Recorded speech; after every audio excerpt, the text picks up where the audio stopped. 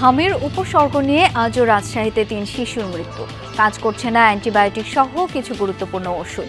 প্রকোপ বাড়লেও আতঙ্ক না ছড়ানোর আহ্বান স্বাস্থ্যমন্ত্রীর। হার্ট May all over the country শুরু করার জন্য আমরা এটাকে আরো এগিয়ে নিয়ে আসছি। Because we have been able to collect the necessary vaccines from UNICEF by this time. দেশের বিভিন্ন জেলায় পাম্পে গ্রাহকদের দীর্ঘ অপেক্ষা। তেল না পেয়ে নাটোরে সড়ক অবরোধ, নোয়াখালীতে ফিলিং স্টেশনে ভাঙচুর।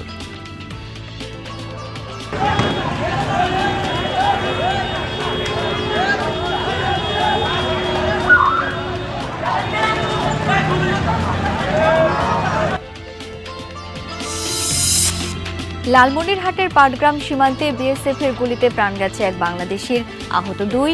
নিহতের মরদেহ নিয়ে গেছে ভারতীয় সীমান্তরক্ষী বাহিনী। 50 লাখ টাকা মুক্তিপণ দিয়েও বাঁচতে পারলেন না মাদারীপুরের জহুরুল। ইউরোপের কথা বলে লিবিয়ায় নিয়ে দালাল চক্রের নির্যাতন, পরিবারের শোকের মাতম। শেরপুর 3 ও বগুড়া 6 আসনে নির্বাচন কাল। কেন্দ্রে কেন্দ্রে যাচ্ছে সরঞ্জাম। সকাল 7:30 থেকে বিকেল 4:30 পর্যন্ত চলবে ভোট গ্রহণ।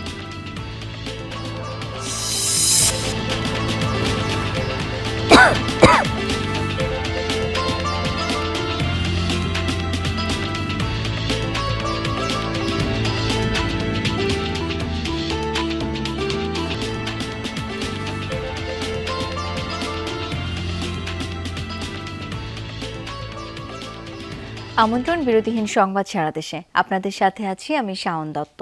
এতক্ষণ শিরোনাম দেখছিলেন। হামের উপসর্গ নিয়ে গত 24 ঘন্টায় রাজশাহী মেডিকেলে প্রাণ গেছে আরও 3 শিশুর। এই নিয়ে রাজশাহীতে চিকিৎসাধীন অবস্থায় মৃত্যু হল 56 জনের। রাজশাহী বিভাগ ছাড়াও ময়মনসিংহ, বরিশাল, চট্টগ্রাম বিভাগের বিভিন্ন জেলাতেও বেড়ে চলেছে আক্রান্তের সংখ্যা। আক্রান্তদের মধ্যে বেশিরভাগই শিশু।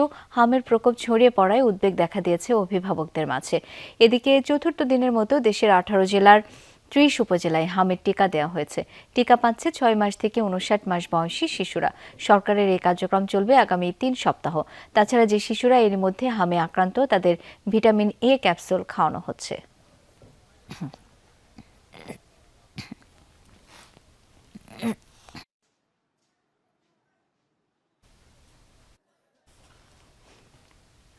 রাজশাহী মেডিকেল কলেজ হাসপাতালের আইসিইউতে হাম সন্দেহে চিকিৎসাধীন শিশুদের অনেকের ক্ষেত্রে অ্যান্টিবায়োটিক সহ কিছু গুরুত্বপূর্ণ ওষুধ কাজ করছে না বলে জানিয়েছেন চিকিৎসকরা। বুধবার হাসপাতালের নির্ধারিত সংবাদ ব্রিফিংয়ে এই তথ্য জানানো হয়। বলা হয়, এই বিষয়টি নিয়ে গবেষণা জরুরি। সেই সাথে প্রতিবেশী দেশে হামের প্রকৃত পরিস্থিতি এবং উপসর্গ জানার ব্যাপারেও তাগিদ দেয়া হয়। রাজশাহী মেডিকেল কলেজ হাসপাতালে 24 ঘন্টায় নতুন করে হাম সন্দেহে 23 শিশু ভর্তি হয়েছে। এ সময়ের মধ্যে মারা গেছে 3 শিশু। এদের সবার বয়সী 1 বছরের কম। গত 24 ঘন্টায় সাসপেক্টেড হামের নতুন কেস ভর্তি 23। গত 24 ঘন্টায় সাসপেক্টেড হামের ছুটি 10। গত 24 ঘন্টায় সাসপেক্টেড হামে মৃত্যু 3। এখন হাসপাতালে সাসপেক্টেড হামের ভর্তি রোগী রয়েছে 133। বুধবার দুপুরে নিয়মিত সংবাদ ব্রিফিংয়ে হাসপাতালের এই মুখপাত্র জানান, আইসিইউর সংকুলান এখন কিছুটা বাড়লেও নতুন চ্যালেঞ্জের মুখোমুখি হতে হচ্ছে। আইসিইউতে অ্যান্টিবায়োটিক সহ কিছু জরুরি ওষুধ অনেক শিশুর ক্ষেত্রেই কাজ করছে না, জানিয়ে গবেষণার উপর জোর দেন তিনি। এই বড় অংশ মৃত্যুর পেছনে একটি কারণ থাকতে পারে যে এই শিশুদের বয়স। বেশিরভাগ ক্ষেত্রে আমরা দেখেছি হামের টিকাটা কিন্তু 9 মাস এবং 15 মাসে দেওয়া হয়। তো এই শিশুগুলোর বয়স আমরা যদি পর্যালোচনা করি দেখা যাবে বেশিরভাগ ক্ষেত্রেই তাদের বয়স 9 মাসের নিচে। পাশের দেশে হামের প্রকৃতি ও পরিস্থিতি বিস্তারিতভাবে জানা দরকার বলেও মনে করেন এই চিকিৎসক। আমাদের পার্শ্ববর্তী দেশগুলোতে এই রোগের প্রকোপটা কেমন, সেখান থেকে যেহেতু হাম একটি ছোঁয়াচে রোগ, সেখান থেকে কোনোভাবে আক্রান্ত হচ্ছে কিনা এটি নিয়েও আসলে গবেষণা করা যেতে পারে। এদিকে এতদিন সরকারি হিসাবের বাইরে থাকলেও গত মঙ্গলবার থেকে নগরীর বেসরকারি হাসপাতালগুলোর চিত্র স্বাস্থ্য বিভাগে পাঠানো শুরু করেছে Rajshahi city corporation. Zarin অর্নি, Jamuna news. দর্শক, হামের উপসর্গ নিয়ে গত 24 ঘন্টায় রাজশাহী মেডিকেলে 3 জন শিশু মারা গেছে। আমরা সেখানকার খবর আরেকটু জেনে নিতে চাই। সহকর্মী তারেক মাহমুদ এখন যুক্ত হয়েছেন। তারেক, হামের উপসর্গ নিয়ে মৃত্যু ঠেকানো যাচ্ছে না কেন? চিকিৎসা সেবা নিয়ে সার্বিক পরিস্থিতি কি সেটি একটু জানতে চাই আপনার কাছ থেকে। শাওন, রাজশাহী মেডিকেল কলেজ হাসপাতালে আজকে নতুনভাবে 23 জন ভর্তি হয়েছে এবং 3 জন কিন্তু মারা গিয়েছে। প্রতিদিনই কিন্তু রাজশাহী মেডিকেল কলেজ হাসপাতালে মৃত্যুর যে ঘটনাটি সেটি থাকছে। এ বাদেও রাজশাহীর যে বেসরকারি হাসপাতালগুলো রয়েছে সেখানেও কিন্তু মৃত্যুর ঘটনা রয়েছে। চিকিৎসকদের সাথে আমি কথা বলেছি, তারা যেমনটি বলছেন যে এই এখন যে এই শিশুদের যে তাদের যে শরীরের যে ভ্যারিয়েন্টগুলো সেগুলো আসলে তারা নিশ্চিত হতে পারছেন না এবং দেখা যাচ্ছে যে আইসিইউতে চিকিৎসাধীন অবস্থায় অ্যান্টিবায়োটিক সহ গুরুত্বপূর্ণ যে ওষুধগুলো রয়েছে সেগুলো কিন্তু কাজে দিচ্ছে না এবং চিকিৎসকরা বলছেন যে এটি নিয়ে আসলে গুরুতরভাবে গবেষণা করা দরকার এবং এখন পর্যন্ত এটি আসলে নতুন কোনো ভ্যারিয়েন্ট কিনা সে বিষয়ে কিন্তু তারা অনেকটা সন্দিহান। এবং রাজশাহী মেডিকেল কলেজ হাসপাতালে আমি সকাল থেকে যতটুকু দেখছি যে রোগী কিন্তু ভর্তি হচ্ছে এবং এখন পর্যন্ত 23 জন রোগী নতুন করে ভর্তি হয়েছেন এবং এই চলতি মৌসুমে 3 মাসে মোট 56 জন রোগী রাজশাহী মেডিকেল কলেজ হাসপাতাল এবং রাজশাহীর প্রাইভেট যে মেডিকেল হাসপাতালগুলো রয়েছে সেখানে কিন্তু এই 56 জন শিশু মৃত্যুবরণ করেছেন এবং এখন পর্যন্ত রাজশাহী মেডিকেল কলেজ হাসপাতালে সাসপেক্টেড হামের রোগী ভর্তি হওয়ার যে সংখ্যাটি সেটি আমি একটু জানিয়ে দিই যে 452 জন এবং এই বিষয়গুলো নিয়ে রাজশাহী মেডিকেল কলেজ কর্তৃপক্ষ তারা চিকিৎসক নার্স একদমই তাদের সাধ্যমতো চেষ্টা করে যাচ্ছেন। রাজশাহী মেডিকেল কলেজ হাসপাতালের যে 30 নম্বর ওয়ার্ডটি রয়েছে 30 নম্বর ওয়ার্ডে 40টি বেড কিন্তু আইসোলেশন ওয়ার্ড করা হয়েছে এবং রাজশাহী মেডিকেল কলেজ হাসপাতালের যে অন্যান্য ওয়ার্ড রয়েছে সেই ওয়ার্ডগুলোতেও আসলে শিশুদের চিকিৎসা চলছে এবং রাজশাহীর শুধু উত্তরবঙ্গ নয়, এখানে খুলনা বিভাগের রংপুর বিভাগের রোগীও কিন্তু রাজশাহী মেডিকেল কলেজ হাসপাতালে হামের উপসর্গ নিয়ে ভর্তি হচ্ছে। শাওন, তারেক, অনেক ধন্যবাদ আপনাকে। হাম আক্রান্ত রোগী এবং উপসর্গ বেশি হওয়ায় বরিশাল বিভাগের মধ্যে বরগুনা জেলাকে হটস্পট হিসেবে চিহ্নিত করা হয়েছে। এখন পর্যন্ত 3 শিশুর মৃত্যু হয়েছে। এমন অবস্থায় বাড়ছে উদ্বেগ, উৎকণ্ঠা। আতঙ্কিত না হয়ে শিশুদের টিকা দেওয়ার পাশাপাশি অহেতুক ঘর থেকে বাইরে না নেয়ার পরামর্শ দিয়েছেন চিকিৎসকরা। 2 সন্তানকে বরগুনা সদর হাসপাতালের আইসোলেশন ওয়ার্ডে ভর্তি করেছেন হনুফা বেগম, তবে জায়গা পেয়েছেন মেঝেতে। গা থেকে জ্বর একটু তো কমার কথা, কিন্তু কমেই না। পরে দেখি চোখ দিয়া একটু হয়, পরে লাল হয়ে গেছে। যাওয়ার পরে হসপিটাল আসছি, ভর্তি দিছে। এখন আস্তে আস্তে চোখ অনেকখানি ফুলান দিছে। পরে এই বাচ্চা বাড়িতে ছিল, পরের দিন আমি শুনতে পাই আমার এই বাচ্চার গায়ে জ্বর উঠছে। শুরুতে জ্বর, এরপর সর্দি, কাশি, তারপর নিউমোনিয়ায় আক্রান্ত হচ্ছে শিশুরা। শরীরে দেখা দিচ্ছে র্যাশ, ঘটছে মৃত্যুর ঘটনাও, যাদের বয়স 1 বছরের কম। এরই মধ্যে হামের হটস্পট চিহ্নিত করা হয়েছে বরগুনা সদর উপজেলাকে। গত 2 মাসে জেলার 250 শয্যা বিশিষ্ট জেনারেল হাসপাতালে হাম আক্রান্ত এবং এর উপসর্গ নিয়ে চিকিৎসা নিয়েছেন 168 জনের বেশি। এদের মধ্যে 73 জনের নমুনা পরীক্ষায় 28 শিশুর হাম ও 1 শিশুর রুবেলা শনাক্ত হয়েছে। বর্তমানে 2-3 জন প্রাপ্তবয়স্ক ছাড়া চিকিৎসাধীন বেশিরভাগই শিশু। শরীরে র্যাশ হয়েছে এবং শরীরে একটু জ্বর ঠান্ডা, এই জন্য নিয়ে আসলাম ডাক্তারের কাছে যে আসলে ডাক্তার কি বলে, হাম নাকি ঠান্ডা, নিউমোনিয়া ধরা পড়ছে আর বলছে যে হামের একটু লক্ষণ আছে। বুক এক্সরে দিছে, হ্যাঁ আবার ধরা খাইছে নিউমোনিয়াও আছে আর হাম তো আছেই। হামের প্রাদুর্ভাবে আতঙ্কিত না হয়ে শিশুদের টিকা দেওয়ার বিষয়ে সচেতন হওয়ার পাশাপাশি অহেতুক ঘর থেকে বের না হওয়ার পরামর্শ দিচ্ছেন বিশেষজ্ঞরা। বাবা মায়েদের জন্য যেটা পরামর্শ, যে সময় মতো সবগুলো টিকেই দেওয়াটা জরুরি। এখন আমরা হামের রোগ দেখতেছি, এরপরে দেখা যাবে যে অন্য আরেকটা রোগ চলে আসছে। টিকা দেওয়ার গাফিলতি করলে এরকম মানে একটার পর একটা দেখা যাবে রোগশোক হইতেই থাকবে। এখান থেকে স্যাম্পল সিরাম কালেকশন করে আমরা সেগুলো ঢাকায় পাঠাই। ঢাকায় পাঠানো জমা দেওয়ার পরে হয়তো 4 দিন 5 দিনের ভিতরে আমরা রিপোর্ট পেয়ে যাই। আমাদের হাসপাতালে যারা আসবে তারাই টিকা পাবে। টিকা পর্যাপ্ত আছে এবং যে স্যাম্পল নেওয়ার কিটেরও কোনো সংকট নেই। কর্মদিবস চলাকালীন হাসপাতালের তত্ত্বাবধায়কের দেখা না মিললেও আরএমও জানান হাম মোকাবেলায় প্রস্তুতি রয়েছে তাদের। আইসোলেশন ওয়ার্ড উদ্বোধন হয়ে গেছে, আর তার সাথে ওষুধপত্র। এটা যেহেতু একটা ভাইরাসজনিত রোগ, তো এর সাথে জ্বর, কাশি, নিউমোনিয়ার প্রকোপটা বেশি থাকে, তো সেই হিসাবে ওষুধপত্রেরও সরবরাহ দেওয়া হয়েছে। বরগুনায় 7 এপ্রিল পর্যন্ত 4261 জনকে দেয়া হয়েছে হামের টিকা। সংশ্লিষ্টরা বলছেন, টিকা কার্যক্রম সম্পন্ন হলে হাম নিয়ন্ত্রণে চলে আসবে। গত 5 তারিখ থেকে জরুরি টিকাদান কর্মসূচি হামের শুরু হয়েছে। তো আমাদের আজকেও 18টা কেন্দ্রে টিকা চলছে। আমাদের লক্ষ্যমাত্রা গত 2 দিনে ছিল হচ্ছে 3903 জনের। আমরা মাশাআল্লাহ আমরা 4261 জন বাচ্চাকে টিকার আওতায় নিয়ে আসতে পারছি। হাম আক্রান্ত রোগীদের চিকিৎসার জন্য জেলায় 47টি আইসোলেশন বেড তৈরি করা হয়েছে। সাবরিনা লিজা, যমুনা নিউজ। হাম নিয়ে অযথা আতঙ্ক ছড়াবেন না। দেশে রোগটি প্রতিরোধে ভ্যাকসিনের পর্যাপ্ত মজুদ রয়েছে। 20 এপ্রিল থেকে দেশজুড়ে টিকাদান শুরু হবে। সংসদে এমনটাই জানিয়েছেন স্বাস্থ্যমন্ত্রী সরদার মোহাম্মদ সাখাওয়াত হোসেন। আমরা ডিক্লেয়ার করেছিলাম from 3rd May all over the country শুরু করার জন্য। আমরা এটাকে আরো এগিয়ে নিয়ে আসছি। Because we have been able to collect the necessary vaccines from UNICEF by this time, and so we are expediting the vaccination programme all over the country from 20th of this month। আমরা 14 দিন এগিয়ে নিয়ে আসছি।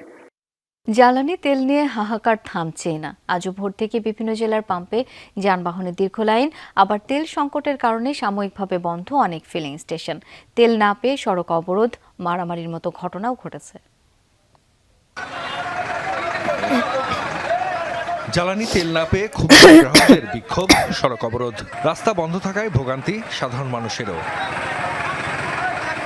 স্থানীয়রা জানায়, নাটোরের বড়াই গ্রামে পাটোয়ারি ফিলিং স্টেশনে দীর্ঘ সময় অপেক্ষার পরও তেল না পেয়ে ক্ষুব্ধ হয়ে ওঠেন গ্রাহকরা। এক পর্যায়ে পাশের সড়কে অবস্থান নেন তারা। খবর পেয়ে ঘটনাস্থলে যায় প্রশাসনের লোকজন। আলোচনার পর শান্ত হয় পরিস্থিতি। তদন্তে উঠে আসে তদারকির দায়িত্বে থাকা সরকারি কর্মকর্তাকে না জানিয়ে রাতের আধারে পাম্পের লোকজন গোপনে 2600 লিটার পেট্রোল বিক্রি করেছে। পরে পাম্প কর্তৃপক্ষকে 50,000 টাকা জরিমানা করে ভ্রাম্যমাণ আদালত। তাদের মেশিনটি নষ্ট হয়েছিল গত 6 তারিখে এবং গত রাতে সেটি ঠিক করা হয়েছে, কিন্তু ঠিক করার পরেও তারা আমাদের ট্যাগ অফিসারের কাছে এটি অবহিত করেনি বা আমাদেরকেও জানায়নি। না জানিয়ে তাদের যে তেলের মজুদ ছিল প্রায় 3700 লিটার, সেটি তারা গত রাতে তার মধ্যে থেকে প্রায় 2600 লিটার তেল বিক্রি করেছে, সেটা উপজেলা প্রশাসন এবং ট্যাগ অফিসার কাউকে না জানিয়ে। তেল নেয়ার জন্য সিরিয়ালকে কেন্দ্র করে উত্তেজনা ছড়ায় নাটোর শহরের একটি পাম্পে। মারামারিতে আহত হন 2 জন। এ ঘটনায় জিজ্ঞাসাবাদের জন্য একজনকে থানায় নেওয়া হয়।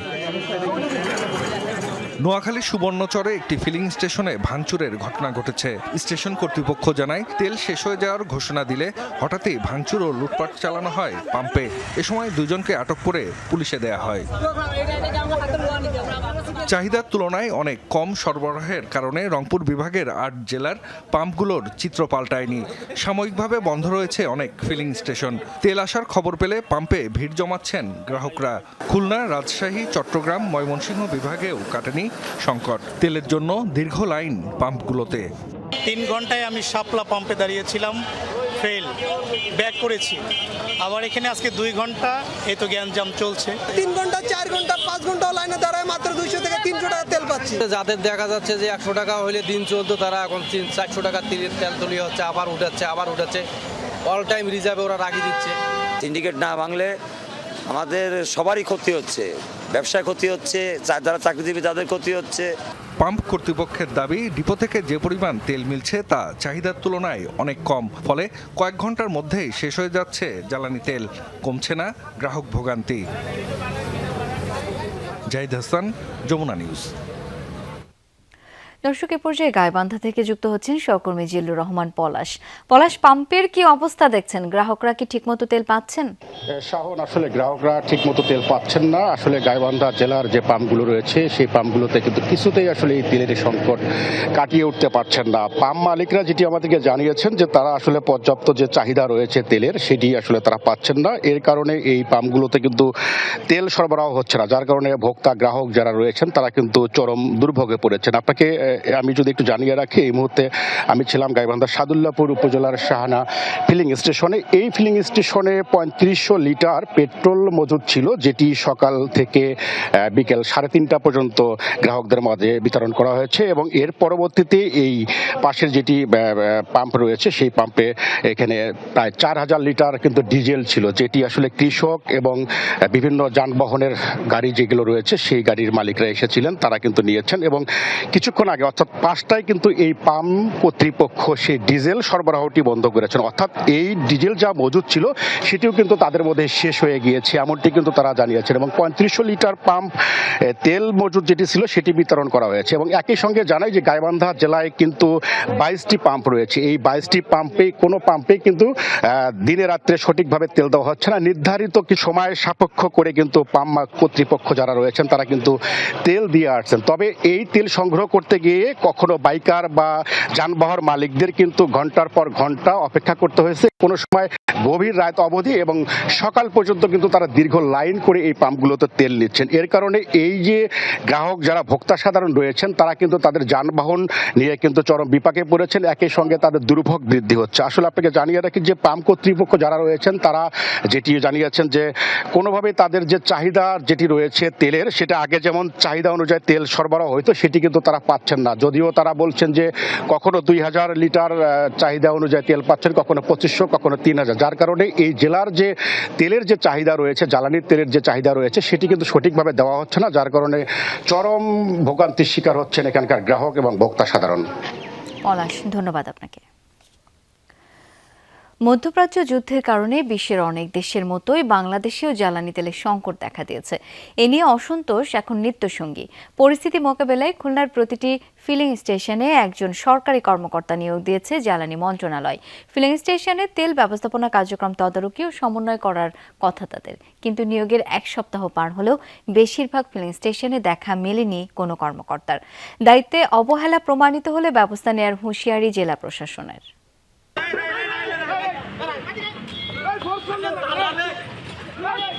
জ্বালানি তেল কিনতে খুলনার ফিলিং স্টেশনগুলোতে গ্রাহকদের মধ্যে এ ধরনের অসন্তোষ এখন প্রতিদিনের ঘটনা। কখনো উত্তপ্ত বাকবিতণ্ডা, কখনো তা গড়াচ্ছে হাতাহাতিতেও। কোথাও পাম্প বন্ধ, কোথাও সীমিত সরবরাহ, ফলে চালু থাকা স্টেশনগুলোতেই চাপ বাড়ছে কয়েক গুণ। ঘন্টার পর ঘন্টা অপেক্ষা শেষে মিলছে মাত্র 200 থেকে 500 টাকার তেল। পরিস্থিতি নিয়ন্ত্রণে গত 28 মার্চ প্রতিটি ফিলিং স্টেশনে একজন করে তদারকি কর্মকর্তা নিয়োগ দেয় সরকার। তেলের সরবরাহ, বন্টন এবং সার্বিক ব্যবস্থাপনা তদারকির কথা তাদের। তবে নিয়োগের 1 সপ্তাহ পেরোলেও বেশিরভাগ পাম্প কর্তৃপক্ষের জানা নেই তাদের কর্মকর্তা কে। অভিযোগ আছে অনেক কর্মকর্তা সরেজমিনে না গিয়ে অফিসে বসেই ফোনে তথ্য নিয়ে রিপোর্ট দিচ্ছেন। তাকে চিনি না এবং আমি তাকে এখনো দেখি নাই। আমাদের ট্যাগ অফিসারকে আমি এখনো দেখি নাই তাকে আমাদের পেট্রোল পাম্পে। আমাদের সাথে ট্যাগ অফিসারের পরিচয় হয় নাই। ট্যাগ অফিসার হচ্ছে আপনার বিস্ফোরক অধিদপ্তরের পরিদর্শক। ফোনে কথা হয়েছে ওনার সাথে, কথা বলার পর উনি আমাকে নিয়মিত রিপোর্টগুলো দিচ্ছেন এবং রিপোর্টগুলো আমি সংশ্লিষ্ট ডিসি অফিসে প্রেরণ করছি এবং আমাদের যে গ্রুপ তৈরি করেছে ট্যাগ অফিসারদের, সেই গ্রুপে আমি প্রোভাইড করছি। এ অবস্থায় শুধু কর্মকর্তা নিয়োগ নয়, কার্যকর তদারকির জন্য জেলা পর্যায়ে শক্তিশালী কমিটি গঠনের দাবি নাগরিক সমাজের। এদিকে দায়িত্ব অবহেলার প্রমাণ পেলে ব্যবস্থা নেওয়ার হুঁশিয়ারি জেলা প্রশাসনের। তেল নিয়ে যে তেলসমাতি চলতেছে এবং জনগণের মধ্যে এটা নিয়ে যে টেম্পার্ড, সেইখানে একজন কৃষি অফিসার, একজন মৎস্য অফিসার, এই জাতীয় অফিসার একজন থেকে তিনি এই সমস্যার সমাধান করতে পারবেন, এটা আমাদের কাছে বিশ্বাসযোগ্য না। বিভিন্ন জায়গায় ট্যাগ অফিসার সঠিক মতো দায়িত্ব পালন করছে না বলে মনে হচ্ছে। তো সেরকম স্পেসিফিক যদি কিছু থাকে বা ওভারঅলও আমরা দেখব যে সত্যিকার অর্থে ট্যাগ অফিসারগুলো তার দায়িত্ব পালন করছে কিনা। যদিও মনিটরিংয়ে আছে, তো মনিটরিংটা আমরা অবশ্যই জোরদার করব। খুলনায় মোট 35টি ফিলিং স্টেশন রয়েছে, এর মধ্যে মহানগরীতেই 17টি। গত বছরের তুলনায় এসব ফিলিং স্টেশনে এবছর সরবরাহ বেড়েছে দ্বিগুণেরও বেশি। তবুও স্বস্তি নেই বাজারে। জারিন অর্নি, যমুনা নিউজ। লালমনিরহাটের পাটগ্রাম সীমান্তে বিএসএফের গুলিতে এক বাংলাদেশি নিহত হয়েছেন, আহত হয়েছেন 2 জন। মঙ্গলবার রাতে উপজেলার ধবলগুড়ি সীমান্তে এই ঘটনা ঘটে। স্থানীয়রা জানান, গতরাতে কয়েকজন সীমান্ত এলাকায় যায়, তাদের লক্ষ্য করে গুলি ছড়ে বিএসএফের 156 ব্যাটালিয়নের 7 গ্রাম ক্যাম্পের টহল দল। ঘটনাস্থলেই মারা যান আলী হোসেন নামে এক ব্যক্তি। পরে তার মরদেহ নিয়ে যায় ভারতীয় সীমান্তরক্ষী বাহিনী। আলী হোসেনের বাড়ি পূর্ব পানিয়াটারি গ্রামে। এই ঘটনায় আহত হন 2 জন। বর্ডার গার্ড বাংলাদেশ 61 বিজিবির অধিনায়ক লেফটেন্যান্ট কর্নেল সৈয়দ ফজলে মুনিম জানান, দুপুরে বিএসএফ এর সাথে ব্যাটালিয়ন কমান্ডার পর্যায়ে পতাকা বৈঠক হয়েছে। এতে বিজিবির পক্ষ থেকে প্রতিবাদ জানানো হয়। হত্যার ঘটনাকে অনাকাঙ্ক্ষিত উল্লেখ করে দুঃখ প্রকাশ করে বিএসএফ। মরদেহ ফিরিয়ে আনার প্রক্রিয়া চলছে বলে জানিয়েছে বিজিবি।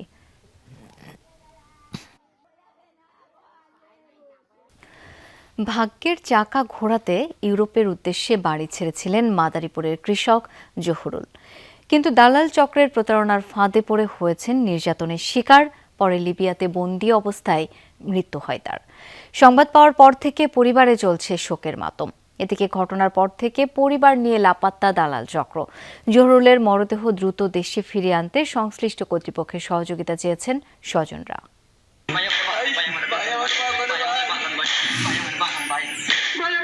পরিবারের সচ্ছলতা নিশ্চিত করতে ইউরোপের উদ্দেশ্যে ঘর ছেড়েছিলেন এই যুবকরা, কিন্তু সেই শখই পরিণত হয়েছে দুঃস্বপ্নে।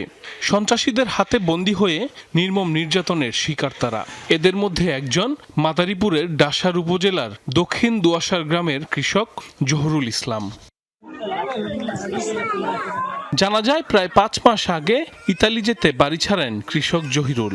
গন্তব্যে পৌঁছে দেওয়ার শর্তে পাশের দুলু গ্রামের দালাল জাকির মাতুব্বরের হাতে 25 লাখ টাকা তুলে দেওয়ার সমঝোতা হয়। তবে বাড়ি ছাড়ার পর সুর পাল্টে যায় দালাল চক্রের। স্বজনদের অভিযোগ, সৌদি আরব হয়ে প্রথমে লিবিয়ায় পৌঁছান জহুরুল। সেখানে একই উপজেলার তারেক মণ্ডলের বন্দিশালায় আটকে রাখা হয় তাকে। এরপর নির্যাতনের ভিডিও পাঠিয়ে পরিবারের কাছ থেকে কয়েক ধাপে আদায় করা হয় 50 লাখ টাকা। পরবর্তীতে আরও মুক্তিপণের জন্য নির্যাতনের মাত্রা বাড়ালে মৃত্যুর কোলে ঢলে পড়েন জহুরুল। সেই খবরে দিশেহারা স্বজনরা।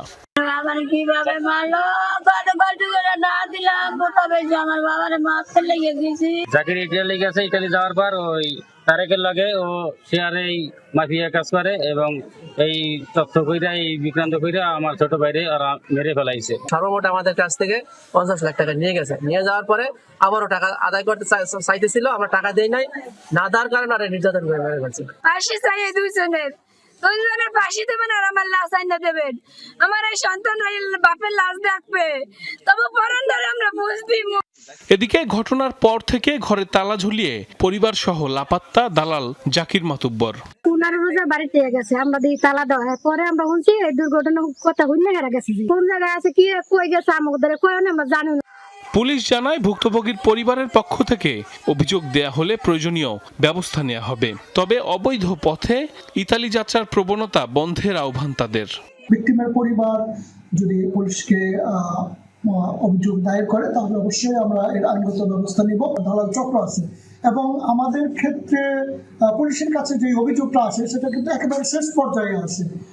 শুরুতে কিংবা মধ্যপথে আমাদের কাছে কোনো অভিযোগ আসে না। জহুরুলের সাথে ঘর ছেড়ে নির্যাতনের শিকার হওয়ার পর থেকে নিখোঁজ একই উপজেলার ইমামুল সৈয়দ। সাইফ আহমেদ, যমুনা নিউজ।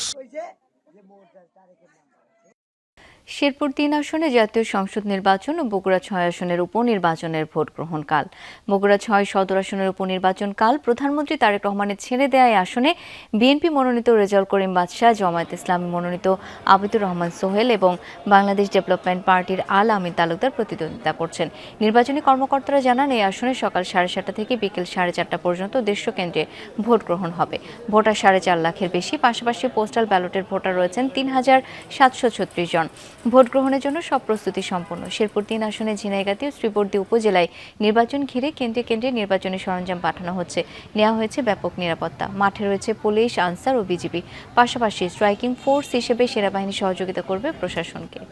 কর্মকর্তারা জানান, 128টি কেন্দ্রে ভোটাধিকার প্রয়োগ করবেন 4,13,000 মানুষ।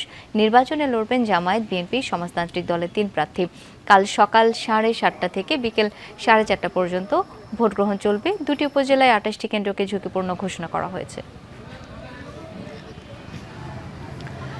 দর্শক, শেরপুর ৩ আসনে জাতীয় সংসদ নির্বাচনের ভোট আগামীকাল, যেমনটি জানাচ্ছিলাম। আমরা এই বিষয়ে আরো জানতে চাই, যুক্ত হচ্ছেন সহকর্মী আদিল মাহমুদ উজ্জ্বল। আদিল, ভোট গ্রহণের সার্বিক প্রস্তুতি সম্পর্কে জানতে চাই। পোহালেই ভোট, যে শেরপুরে স্থগিত হওয়া নির্বাচন, শেরপুর ৩ আসনের যে নির্বাচনটি সেটি আগামীকাল শুরু হতে যাচ্ছে। সকাল 7:30 থেকে টানা 4:30 পর্যন্ত ভোট গ্রহণ চলবে। আপনি জানেন ইতিমধ্যে নির্বাচনী সরঞ্জাম কিন্তু কেন্দ্রে কেন্দ্রে পাঠানো হয়েছে।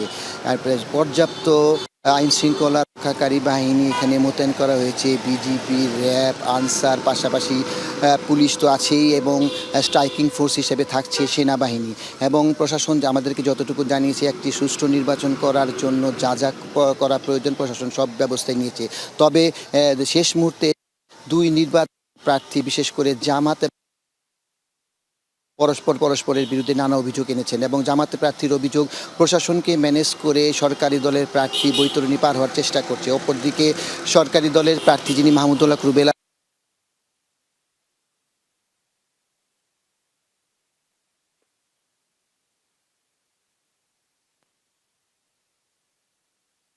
তবে এখানকার ভোটার আশা করছেন খুব সুন্দর পরিবেশে কালকের ভোট গ্রহণটি অনুষ্ঠিত, এমনটি জানিয়েছে আমাদেরকে।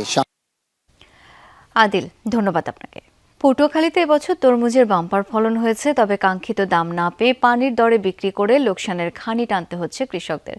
তারা মনে করছেন গরমের তীব্রতা না থাকায় তরমুজের বিক্রি কম। আর কৃষি অধিদপ্তর বলছে চাহিদার তুলনায় উৎপাদন বেশি হয়, বাজারে মূল্য কম। ডিসেম্বরে আমন ধান ঘরে তোলার পরপরই তরমুজের আবাদ শুরু করেন পটুয়াখালীর চাষিরা। আবহাওয়া অনুকূলে থাকায় এবছর আবাদ হয়েছে গতবারের তুলনায় বেশি। মার্চের প্রথম সপ্তাহ থেকে গলাচিপা, রাঙ্গাবালী আর কলাপাড়া উপজেলা থেকে তরমুজ বিক্রি শুরু হয়।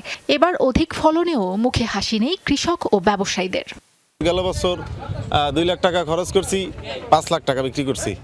এবছর প্রায় 5 লাখ টাকা খরচ করছি, 2 লাখ টাকাও পাবো না, 1 লাখ টাকাও আইবে করে সন্দেহ। এখন থাকার দরকার, প্রচুর গরম, যেহেতু গরম নাই এই কারণে তরমুজেরও ক্ষতি, তারপর কৃষকেরও লস। ফলন বেশি, গত বছর ধরেন অনেক ক্ষেত জ্বলে গেছে, এবছর কোনো জায়গায় কোনো চাষির ক্ষেত জ্বলে নাই, অথচ ফলন হয়েছে কিন্তু খাওয়াটাও কম। আবহাওয়া খারাপ, বৃষ্টি বর্ষা হয়, কোথায় বৃষ্টি হয়, কোথায় মেঘ, এই কারণে তো আপনার তরমুজের দাম কমে যায়। এর মধ্যে মরার উপর খাড়ার ঘা হয়ে দাঁড়িয়েছে জ্বালানি সংকট। কৃষকরা বলছেন পরিবহন খরচ বেড়ে বিপদ আরও বেড়েছে। সময় মতো গাড়িটা যদি না পৌঁছায় যায় আর ওদের এ পর্যন্ত ওনাদের তরমুজ আর কি নষ্ট হয়ে যায়। 4 দিন পর যদি আমার মাল পানি যাবো, তখন পার্টি একটা ব্যাপারী ক্ষতিগ্রস্ত, তার সাথে ড্রাইভারও ক্ষতিগ্রস্ত। মাল না আনলে তো ভাড়া টাকা দেবে না, তখন সবাই একটা হরানির ভিতরে পড়তেছে। এখন তেল যদি পাওয়া যেত তাহলে মনে করেন কোনো সমস্যা হতো না। সব পাম্পে বলছে বাসের জন্য তেল দেওয়া হবে, কারণ আমাদের কাছে একটাই দাবি, ট্রাক সব বন্ধ থাক, বাসে আপনার তরমুজ কাঁচামাল টানুক। কৃষিবিদরা বলছেন এবছর চাহিদার তুলনায় তরমুজের উৎপাদন বেশি। গড়ে কৃষকরা প্রায় 30 থেকে 35 টাকা কেজি দরে বিক্রি করছেন। যদি সেই হিসাবে আমরা বলি, তবে এবছর আমাদের এই পটুয়াখালীতে 3,700 কোটি টাকার তরমুজ বিক্রি হবে বলে আমরা আশা করছি। আমরা চেষ্টা করি এটা যাতে ধারাবাহিকতা অব্যাহত রাখার জন্য। তবে উৎপাদন যদি বেড়ে যায় এবং ভোক্তা যদি কম হয়, আমরা যদি কম খাই আসলে, তবে তো দামটা একটু পড়ে যাবে, এটাই স্বাভাবিক। কৃষি সম্প্রসারণ অধিদপ্তর জানিয়েছে জেলায় 35,432 হেক্টর জমিতে তরমুজ আবাদ হয়েছে। দেশের তরমুজের চাহিদার বড় অংশেরই যোগান যায় উপকূলীয় এই অঞ্চল থেকে। সাবরিনা লিজা, যমুনা নিউজ। দর্শক, এই ছিল সংবাদ সারা দেশের আয়োজনে।